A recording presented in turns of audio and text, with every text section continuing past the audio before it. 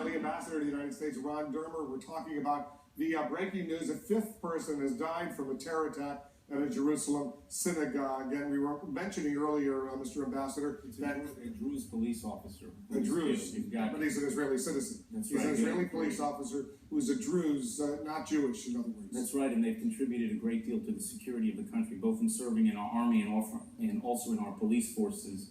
Our condolences go to the family and to the Druze community. So 4 rabbis, 3 of whom are dual U.S. Israeli citizens, 1 British Israeli citizen, plus an Israeli Druze police officer, all killed in the course of this terror attack on this Jerusalem synagogue. 3 more people in hospital in critical condition. 3 more, and do you know who they are? Yeah, but we don't want to. You don't want to put their names on. But they're Israelis. But their families, yes. More Americans. I'm not sure if they're more Americans. The FBI is involved in this investigation? Yeah, once you have an American citizen who's been killed, the FBI usually will get involved. And in fact, I don't know if people know this, but Palestinian terrorists have killed more Americans over the last few months than ISIS has killed Americans. There are more Americans who've been killed by Palestinian terrorists, Hamas and other terror groups, than ISIS have killed over the last few months. So remember, this is a fight that we're in together. This is not just a problem for Israel. It's a battle against terrorism. And what you see in Hamas is the Palestinian version of ISIS. There are many theaters where this fight is happening. You have a rising tide of militant Islam throughout the region. It's happening with ISIS, it's happening with al-Nusra in Syria, it's happening with Boko Haram, and it's happening in Israel with the Palestinian terror groups, and it's important for us to stand together and to fight. I spoke with Mickey Rosenfeld, the spokesman for the Israeli National Police, earlier, and he said there's no indication this was a coordinated plot. These were 2 individuals who just on their own may have been incited, may have been inspired, but they went into that synagogue and killed those rabbis. Is that your analysis as well? Well, we don't know if an organization actually gave direct orders to these specific individuals, but definitely a climate has been created which basically pushes people to do these types of actions. You just saw in the pictures you showed of people in Gaza dancing in the streets. By the way, they were dancing in the streets in Gaza when the Twin Towers went down on 9/11. They are celebrating in Gaza, Hamas supporters. They were handing out candy. We have some still photos we can show our viewers. There you see the pictures of those 2 terrorists who were killed by Israeli police. They got axes, and you see them handing out candy. The earlier video, by the way, that we showed was from last week. They were celebrating something else, but it's still pretty gruesome when you think about what's going on. And these terrorists were celebrating also, the same people who were celebrating the murder of Jews in a synagogue were celebrating the murder of 3,000 Americans on 9/11. These are the same people. It's the same type of fanaticism, and that's why we have to stand together to fight. So when you hear Palestinian leaders saying that this was a normal reaction to the Israeli oppression of Palestinians, you say? I say that's a joke.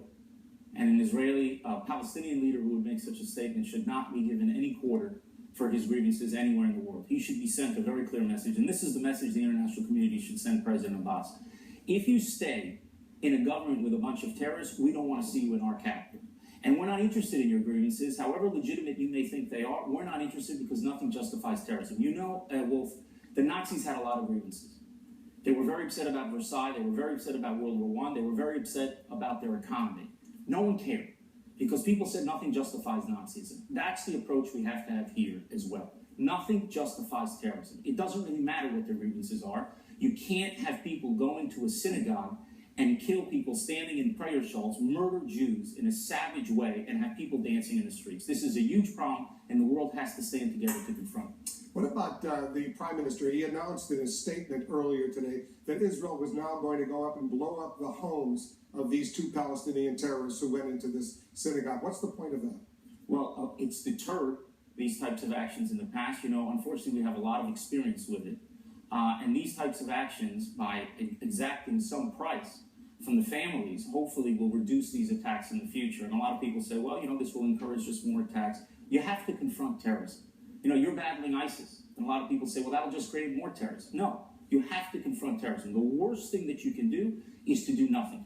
We have to confront it. It takes a long time, this type of confrontation, but the thing we need to do in confronting it is we all countries have to stand together in this battle. This is happening, only a few days before the deadline for the international community, P5+1 as it's called, the permanent members of the UN Security Council, the US and Germany, are supposed to reach some sort of deal with Iran to end its nuclear program.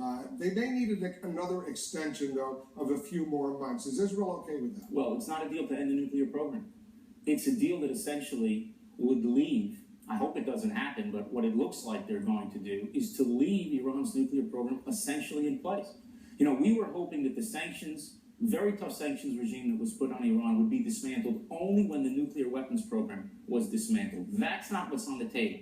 Right now, what's on the table is to leave Iran essentially as a threshold nuclear power, a short distance away from the fissile material necessary for a bomb, to put them, basically park them, maybe a few months, maybe up to a year away, and then to dismantle the sanctions. We think that's a very bad deal. We hope it won't happen. We hope that the international community will stand very firm, because the last thing you want to do is allow the fanatics, the likes of which you saw in the streets of Jerusalem today, and all these fanatics, they shared the same global ambitions. They could be Sunni fanatics, they could be Shia fanatics. The last thing you want to do is give them nuclear weapons, because then they'll be running around the region and the world, not with axes and guns, but with nuclear weapons. That's the greatest danger to our common future.